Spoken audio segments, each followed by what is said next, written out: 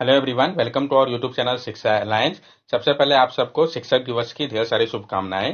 Now let's begin our daily current affair session in which we will cover important news from several newspaper, PIB and various government sources. Our first topic is new Ayush visa category for foreign national. तो हम जानेंगे जो new Ayush visa category है foreign national के लिए, इसके बारे में पीआईबी की न्यूज है, इंपॉर्टेंट हो जाता है। The Indian government has introduced a new Ayush visa category for foreign national seeking treatment under Indian system of medicine including Ayurveda, wellness and yoga।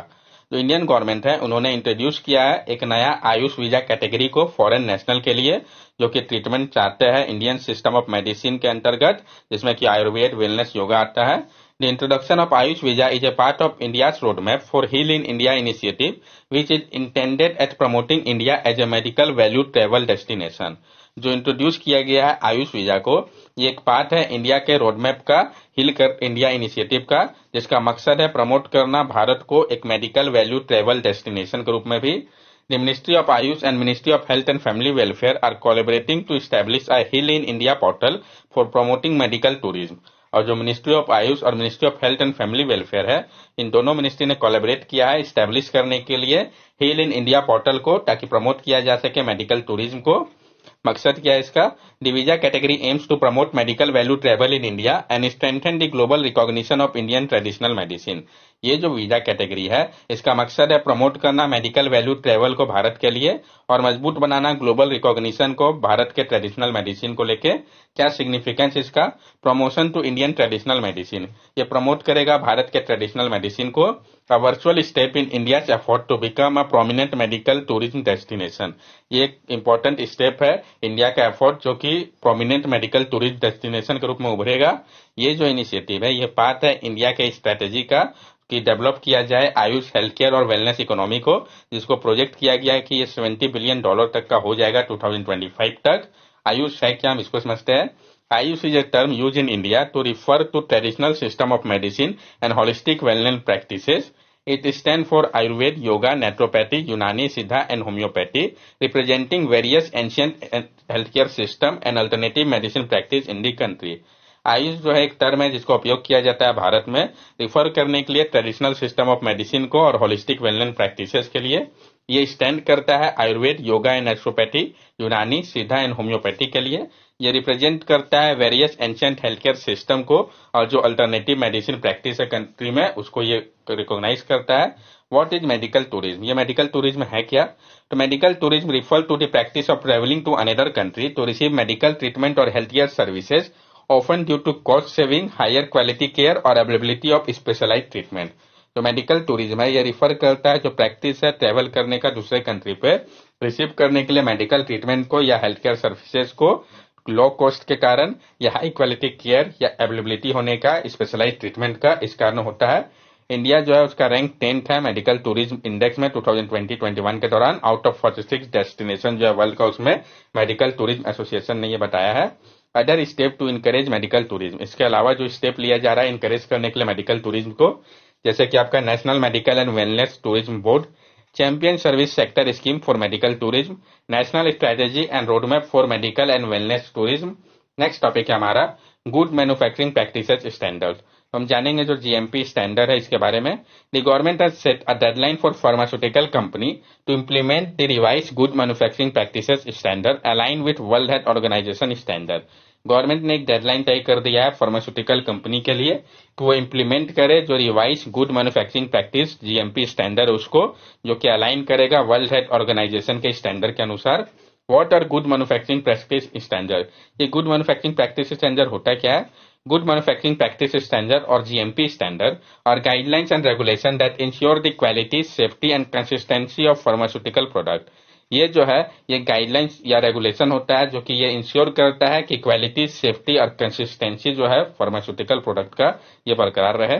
Status of GMP in India, क्या status है good manufacturing practices का भारत में? GMP system was first incorporated in India in 1988 in Schedule M of Drugs and Cosmetic Rule 1945। It was revised in 2018, bringing them on par with WHO standard। GMP system को पहली बार incorporate किया गया था भारत में 1988 में schedule M में drugs and cosmetic rule 1945 के माध्यम से। ये इसको रिवाइज किया गया 2018 में और लाया गया WHO के स्टैंडर्ड के अनुसार। आज क्या है, सिर्फ 2000 जो है आउट ऑफ 10,500 मैन्युफैक्चरिंग यूनिट ऐसे है कंट्री पे जो कि पाए गए हैं कि वो पालन कर रहे हैं WHO GMP स्टैंडर्ड का। न्यू रेगुलेशन क्या कहता है, company with over ₹250 crore turnover must adopt the revised GMP with in 6 month, while smaller enterprises having a turnover of less than 250 crore have a year। जो कंपनीज है जिनका turnover जो है ₹250 करोड़ या उससे अधिक का है, उनको अडॉप्ट करना होगा रिवाइज GMP को 6 मंथ के अंदर ही। जबकि जो स्मॉलर इंटरप्राइजेस है जिनका टर्नओवर लेस देन 250 करोड़ का है, उनके लिए 1 साल का समय है कि उनको इसको 1 साल के अंदर अप्लाई करना है। Non compliance would lead to licence suspension और पेनल्टी, और अगर आप पालन नहीं करते इसका तो इसके कारण लाइसेंस सस्पेंड हो सकता है आपका या पेनल्टी लगाई जा सकती है आपके ऊपर। मकसद क्या है इसके पीछे का, The move aims to enhance drug quality and safety, addressing deficiency found in inspection. The changes will include a pharmaceutical quality system, quality risk management and product quality review. ये जो मूव है इसका मकसद है इनहेंस करना drug के quality और safety को, एड्रेस करना जो डिफिशियंसी पाया गया इंस्पेक्शन में। जो चेंजेस है ये इंक्लूड करेंगे pharmaceutical quality system, quality risk management and product quality review को। सिग्निफिकेंस ऑफ GMP सर्टिफिकेशन, क्या महत्व है GMP सर्टिफिकेशन का। GMP certification hold great importance as it reduce the likelihood of product contamination, labeling error and inconsistent ingredient label। जो GMP certification है ये hold करता है ग्रेट इंपॉर्टेंस को, क्योंकि ये रिड्यूस कर देता है जो लाइकलीहुड है प्रोडक्ट कॉन्टेमिनेशन का, लेबलिंग एरर का या इनकंसिस्टेंट इंग्रेडिएंट लेवल का, उसको ये कम कर देता है। इंडिया के लिए जो मेजर मेडिसिन एक्सपोर्टर है लो एंड मिडिल इनकम के लिए जो भारत, WHO GMP सर्टिफिकेशन है ये बहुत जरूरी हो जाता है। It is also necessary for procurement of product under the प्रधानमंत्री भारतीय जन औषधि परियोजना from supplier with this certification. और ये जरूरी हो जाता है प्रोक्योरमेंट ऑफ प्रोडक्ट के लिए प्रधानमंत्री भारतीय जन औषधि परियोजना के अंतर्गत, जिनके पास सप्लायर जो है जिनके पास ये सर्टिफिकेशन है। नेक्स्ट टॉपिक है हमारा स्मार्ट कॉर्न GMO। तो हम जानेंगे जो स्मार्ट कॉर्न है GMO के बारे में, ये क्यों आया न्यूज में, फिर यह है क्या। A new genetically modified corn called smart corn has been developed by Bayer to withstand climate change pressure। ये एक नया जेनेटिकली मॉडिफाइड कॉर्न का वैरायटी है जो कि आपका स्मार्ट कॉर्न जिसको कहा गया है, इसको डेवलप किया गया बायर के द्वारा जो कि विथस्टैंड कर सकता है क्लाइमेट चेंज प्रेशर को। What is smart corn GMO? Smart corn GMO है क्या? Smart corn GMO is a genetically modified corn varietal developed by Bayer. It grows shorter and sturdier than conventional corn to withstand high wind storm caused by climate change. This adaptation aims to reduce damage to crops and address the challenges posed by climate-related event। जो climate corn GMO है ये genetically modified corn वैराइटल है जिसको develop किया गया है buyer के द्वारा। ये ग्रो करता है शॉर्टर और स्टर्डियर कन्वेंशनल कॉर्न के कंपैरिजन पे, इस कारण ये विथस्टैंड कर सकता है हाई विंड स्टॉर्म को जो कि क्लाइमेट चेंज के कारण आता है। ये जो एडेप्टेशन है ये इसका मकसद है रिड्यूस करना जो डैमेज होता है क्रॉप्स का और एड्रेस करना जो चैलेंजेस हो रहा है क्लाइमेट रिलेटेड इवेंट के कारण। क्या बेनिफिट है इसका? इंक्रीज रेसिलेंस, ये जो रेसिलेंस है उसको बढ़ा देता है।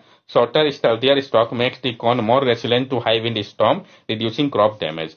जो शॉर्टर स्टर्डियर स्टॉक है ये कॉर्न को और ज्यादा रेजिस्टेंस प्रोवाइड करता है हाई विंड स्टॉर्म के खिलाफ, जिस कारण क्या है जो क्रॉप डैमेज है वो कम हो जाता है।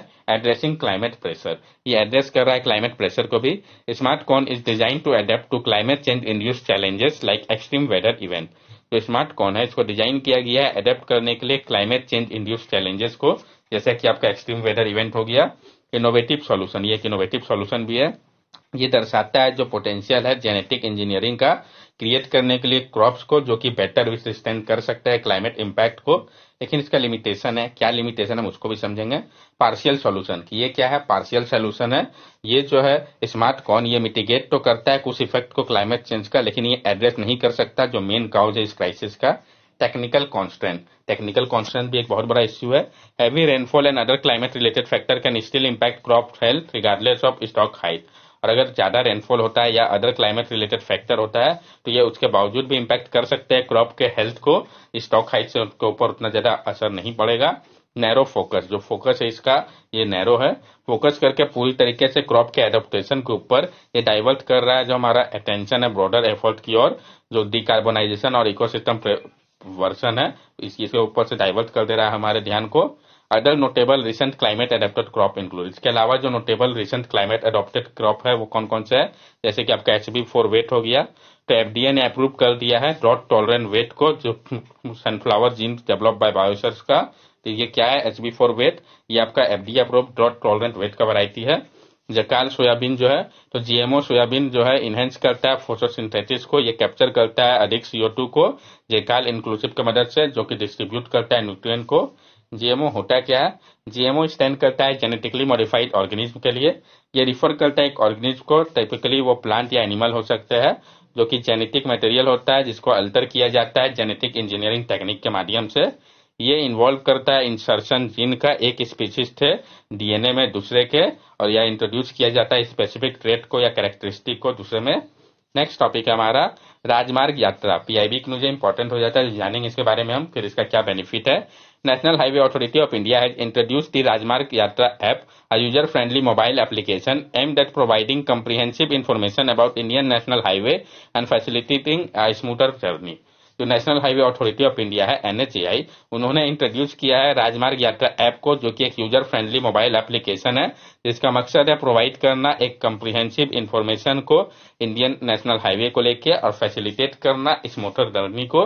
बेनिफिट इसका क्या है, The app serve as a unified platform for traveler and offer real-time weather update, broadcast notification, toll plaza detail and other vital services for safe and enjoyable highway experience। ये जो ऐप है ये सर्व करता है एक यूनिफाइड प्लेटफॉर्म के रूप में, ट्रेवलर्स और other real time weather update provide करता है, ब्रॉडकास्ट नोटिफिकेशन, टोल प्लाजा का डिटेल्स और जो अदर वाइटल सर्विसेज है सेफ्टी के लिए उसको ये प्रोवाइड करता है, ताकि जो हाईवे का एक्सपीरियंस है वो इंजॉयबल रहे।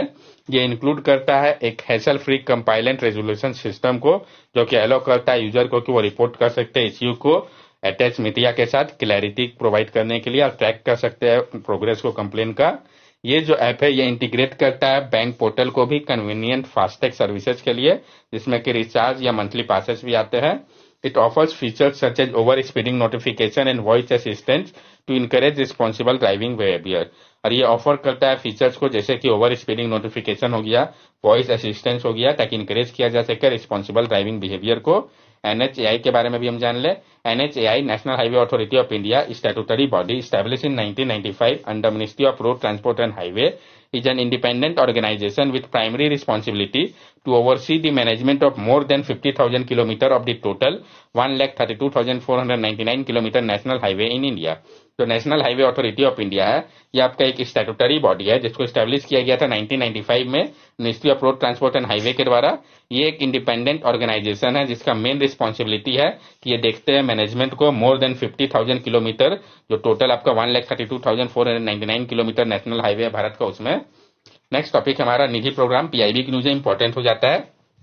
निधि program initiated by the Department of Science and Technology in 2016 aims to foster innovation and startup culture in India।